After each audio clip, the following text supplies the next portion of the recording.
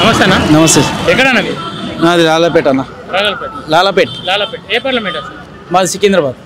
Kishan Reddy. Okay, ఇక్కడికి ఈ రోజు నరేంద్ర మోడీ రావడం ఎట్లా అనిపిస్తుంది? చాలా సంతోషం సార్. ఎందుకంటే ఒక పిఎం ఇక్కడికి రావడం మాకు సంతోషం. ఫస్ట్ పిఎం అన్న తర్వాత మనకి పిఎం అన్న తర్వాత ఎంత ఎంత ఆనర్ ఇక్కడ రావడం అనేది చాలా సంతోషం. అండ్ దాని తర్వాత బీజేపీ తరఫున వచ్చినాడు కాబట్టి వీ హ్యావ్ టు వెల్కమ్. మనం దాని గురించి చాలా సంతోషం. వస్తున్న పార్లమెంట్ ఎన్నికల్లో ఎట్లా ఉండబోతుంది? ఈయన రాక తర్వాత ఏమైనా మార్పులు అయితే అనుకుంటారు ఈ ప్రాంతంలో?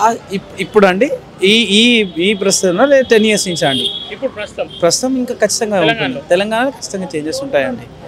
మంచి చేంజెస్ కావాలని కోరుకుంటున్నాం మేము. అంటే డెవలప్మెంట్ ఇప్పుడు మీరు చూస్తున్నారు యాక్చువల్గా రోడ్స్ హైవేస్ అన్నీ నరేంద్ర మోదీ మీరు ఎన్ని చూసుకున్నా హైవేస్ ఫండింగ్ చేస్తున్నాడు. ప్లస్ గ్రామీణ నియోజకవర్గంలో ఎక్కడైతే ఉన్నదో అన్ని ప్రాంతాలకి ఖచ్చితంగా రోడ్స్ అన్నిటివి వేస్తున్నాడు. సో అది ఎవరికి తెలియదు. దానికి ఫండ్స్ ఎక్కడి నుంచి వస్తున్నాయి ఏం చేస్తున్నాయి ఎవరు చెప్పరు, దాని గురించి డీటెయిల్గా ఉండదు. సో మనం దాన్ని కరెక్ట్గా తీసుకెళ్తే ఈజీగా ఈసారి 370+ ఖచ్చితంగా బీజేపీకే వస్తాయండి. లేదు, తను మార్నింగ్ నుంచి మోడీ తాత వస్తున్నాడు అని తను వెయిట్ చేస్తున్నాడు. సో రావడం జరిగింది, కొద్దిగా చూసుకొని చాలా సంతోషం అండి. చాలా సంతోషం అండి. అటు సికింద్రాబాద్ లో చూసుకున్నా, ఇటు మల్కాజిగిరి లో చూసుకున్నా, హైదరాబాద్ లో చూసుకున్నా ఏ పార్టీ గెలిచే అవకాశం లేదు? ఖచ్చితంగా బీజేపీ అండి. No chance. రావాలి అంత బలంగా ఎట్లా నమ్ముతుంది? అంటే ఈసారి సెంట్రల్లో ఖచ్చితంగా బీజేపీ వస్తుందండి. సెంట్రల్ ఎందుకు రావాలనుకుంటున్నారు అంత బలంగా? అంటే మన జీడిపి చూసుకోవాలండి. మన స్టేటస్ అంతకుముందుకు ఒక 10 years కింద ఎప్పుడు ఉన్నామో ఇప్పుడున్న స్టేటస్కి చూసుకోవాలి. దానికి నేషనల్ పరంగా బీజేపీ ద బెస్ట్ ఇప్పుడున్న పరిస్థితుల్లో. ఫైనల్ ఈ మల్కాజిగిరి పార్లమెంట్ లో ఈ రోజు రావడం ఈటల గారు గెలవాలండి. ఎందుకంటే తను ఎంత పోరాడి వచ్చినాడో అవన్నీ అందరికీ తెలుసు. సో కౌశిక్ రెడ్డి గారు ఇప్పుడు ఈసారి అక్కడ ఎమ్మెల్యేగా గెలిచారు.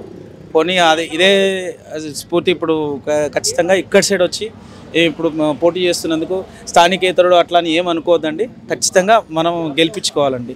అంటే ఒక మంచి వ్యక్తిని గెలిపించుకోవాలి. ఖచ్చితంగా ఈటల కానీ గెలిపించుకోవాలి. అది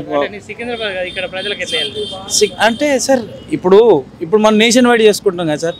ఇట్లా అనుకొని ఇప్పుడు కేసీఆర్ గారు కూడా అట్లే ప్రాబ్లం అయింది సార్. మా ఎమ్మెల్యే ఓడిపోవాలా కానీ కేసీఆర్ గెలవాలనుకోరు. ప్రతి ఒక్కరు గెలిస్తేనే టాప్ గెలుస్తుంది కదండి. ఇప్పుడు ఎలా ఉంటుంది? కేసీఆర్ గారికి జరిగినది ప్రాబ్లం అక్కడే సార్.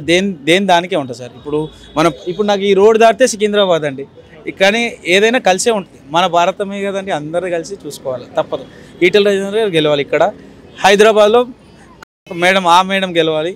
తను ఇక్కడ సికింద్రాబాద్లో అయితే గన్ షాట్ అండి. కిషన్ రెడ్డి గారు ఖచ్చితంగా గెలుస్తారు.